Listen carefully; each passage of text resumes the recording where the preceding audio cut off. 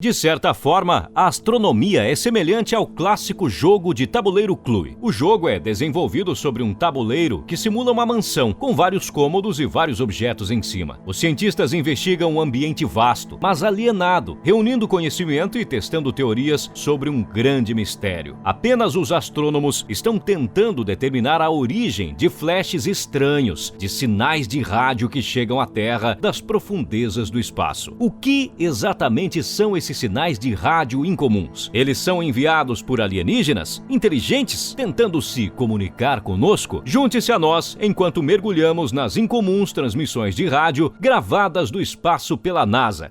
E deixe já o seu like e se inscreva no canal e ative o sininho das notificações para você não perder mais nenhum vídeo sobre o nosso universo. Os astrônomos descobriram sinais de luz das estrelas mais antigas do universo pela primeira vez depois de muito tempo. A descoberta desses sinais é verdadeiramente revolucionária, porque os cientistas atualmente sabem pouco sobre a história primitiva do universo. Na realidade, eles não descobriram nenhum sinal do universo primitivo além do Big Bang. Enquanto os cientistas trabalham há anos com informações limitadas sobre o universo primitivo, eles sabem que depois do Big Bang, o universo era um reino frígido, sem estrelas, feito de gás, hidrogênio, coberto de radiação, conhecido como fundo cósmico de micro-ondas. Como a história do universo primitivo permaneceu um mistério, a radiação ainda pode ser encontrada no espaço ainda hoje. Após esta fase do nada veio a Idade das Trevas, um período de 100 milhões de anos, durante quais espessas zonas de gás formaram aglomerados, que acabaram por debilidade nas primeiras estrelas. Os átomos de hidrogênio começaram a absorver a radiação da radiação cósmica de fundo, em um comprimento de onda típico, à medida que essas gigantescas estrelas azuis iluminavam o gás que as cerca. Portanto, os cientistas pensam que a aurora cósmica pode ter deixado uma impressão no universo cósmico, a radiação de fundo de micro-ondas como uma queda no brilho do espectro, que deve ser detectável até hoje. Aumentando a dificuldade, os cientistas não conseguiram estabelecer onde no espectro eles deveriam estar procurando, pois os especialistas pesquisaram em vão por mais de uma década. O EDGIS, um pequeno instrumento do tamanho de uma mesa, parece ter ajudado uma equipe a resolver o quebra-cabeça. A antena foi instalada em uma área distante da Austrália, onde existem poucas ondas de rádio que possam interferir na transmissão. O sinal que eles descobriram aponta para a origem da aurora cósmica, que ocorreu aproximadamente 180 milhões de anos após o Big Bang. A queda observada foi o dobro da magnitude prevista pelos cientistas, o que foi surpreendente. Isso sugere que o cosmos era mais frio do que se pensava anteriormente, porque o ambiente circundante, o gás de hidrogênio, absorveu mais radiação do que os cientistas haviam imaginado. Segundo os cientistas, isso indica a presença de matéria escura, pois a matéria escura é pensada para ser a causa da perda de calor do gás de hidrogênio. Se esse conceito for preciso, será a primeira vez que os cientistas identificarão matéria através de outros meios que não são efeitos gravitacionais, apesar da matéria escura ser responsável por cerca de 85% de toda a matéria do universo. Os sinais observados desafiaram muitas previsões científicas anteriores, dado o quão pouco sabemos sobre a matéria escura. Essas descobertas podem nos ajudar a chegar um pouco mais perto da realidade. No entanto, esta não foi a única descoberta astronômica recente. Aqui está outro sinal misterioso da vastidão dos cosmos. Apesar de inúmeras fontes potenciais de emissões de rádio, os astrônomos identificaram novos e únicos sinais de ondas de rádio diferentes de qualquer outro já descoberto. As ondas de rádio não se encaixam em padrões conhecidos de fontes de rádio flutuantes, mas elas vêm do coração da nossa galáxia Via Láctea. O radiotelescópio ASCAP foi usado para fazer a descoberta. ASCAP é um radiotelescópio de última geração que incorpora sistemas de ponta e tecnologia de receptor única. É composto por 36 antenas, cada uma com 12 metros de diâmetro, que atuam como um único dispositivo. Quando o ASCAP estiver operacional, ele será capaz de ter imagens de campo amplo de alta dinâmica com revolucionários feeds de matriz em fases, fornecendo uma nova capacidade distinta em radioastronomia. O design do ASCAP é único entre os radiotelescópios, pois suas antenas têm mobilidade de 3 eixos e coletará e ampliará as ondas de rádio usando feeds de matriz em fases ou câmeras de rádio em vez do que feeds de pixel único. Devido a essas características, o telescópio poderá examinar enormes áreas de o céu com sensibilidade e velocidade incomparáveis. Por porque os cientistas pensaram que essa onda de rádio era diferente de qualquer outra coisa que eles ouviram. Tem uma polarização muito significativa, o que quer dizer que a sua luz oscila em apenas uma direção, que gira com o tempo. Além disso, o brilho do objeto varia por um fator de 100 e o sinal parece mudar, liga e desliga aleatoriamente, diferente de tudo que os cientistas já tinham visto antes. Inicialmente, os cientistas suspeitavam que fosse um pulsar ou uma espécie de estrela que emite energia solar massiva. No entanto, os sinais desta nova fonte não coincidem com os emitidos por esses, enquanto o estudo sobre a onda de rádio continua. A fonte dos sinais foi identificada como ASCAP J173608.2, dígito 321635. Apesar do fato de que os cientistas ficaram perplexos com a fonte da emissão, a descoberta foi nada menos que surpreendente. 6 sinais foram identificados pelos cientistas durante um período de 9 meses em 2020. No entanto, quando os cientistas usaram telescópios ópticos para procurar a fonte no visível à luz, não encontraram nada. O radiotelescópio Parkes na Austrália também ficou no vazio. Este telescópio